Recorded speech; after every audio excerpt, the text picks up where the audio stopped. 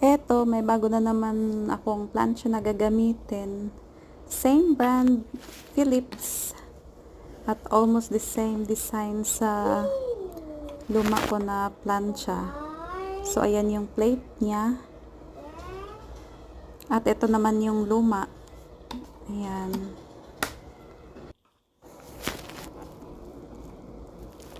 Medyo mas mabigat siya kumpara sa bago ko na plancha. Ayan. Parehos lang, walang tubig pa. At yan yung mga plate nila. So, ito yung luma. At ito yung bago. Halos pareho lang sila ng design. Pero mas mabigat yung luma kaysa dito na bago. At yan yung mga likod nila.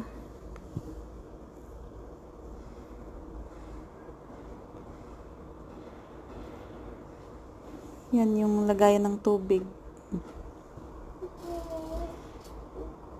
Pero mas bet ko tong luma, guys.